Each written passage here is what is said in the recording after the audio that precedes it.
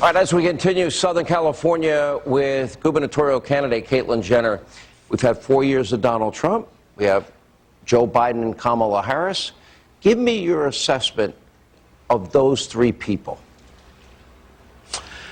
What I liked about Donald Trump is he was a disruptor. You know, he came in and shook the system up, okay? A lot of people didn't like that in Washington, D.C., but he came in and shook the system up. I think he did some things that I agreed with, some things I didn't agree with. You were critical on transgender issues. On trans issues, LGBT issues, I was more hopeful at the beginning. But there were some good things he did. On the other hand, Biden, I don't think I've agreed with anything. I don't think since he's been in there, he has done anything for the American worker, maybe other ones. So it is a 180-degree turn in our country, going the other direction, and it scares me. Are you happy with how everything worked out? And that's the first thing I would say. And the second thing that I would ask you is, you said to me that Bruce Jenner could not be doing this, what you as Caitlyn Jenner are doing, meaning running for governor. What did you mean by that? When you deal with gender dysphoria, it affects you your whole life. I mean, you're a little kid, you're wondering, but I grew up in the 50s and 60s, and, you know, nobody knew what it was. It wasn't even a name.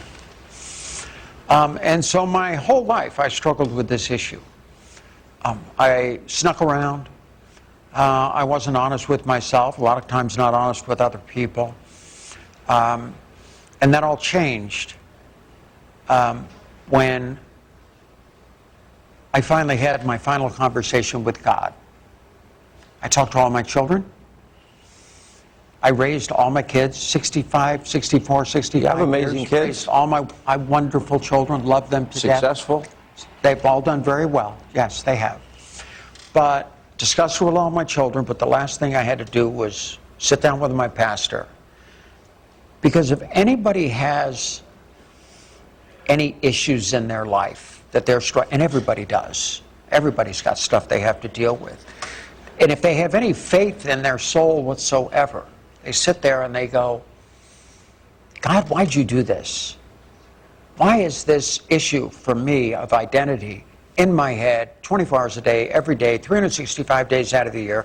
You can't take 2 aspirin, get plenty of sleep, wake up the next morning, and you're fine. It's just always there. It's who you are. But why?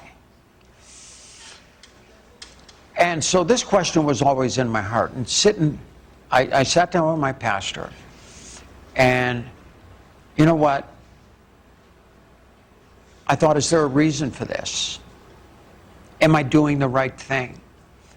Do I need to come out and make a difference in probably the most marginalized community in the world?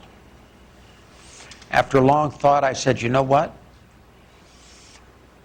At this point in my life, my kids are raised, everybody's fine. Maybe it's time I take care of myself. Because when that day comes and you go up to the pearly gates and you're walking up the stairs and you're seeing God in front of you, and you just ask that question, did I do a good job? Did I do the right thing? And just hope he says, hey, come on in. I did a good job. So that's what my life's been about.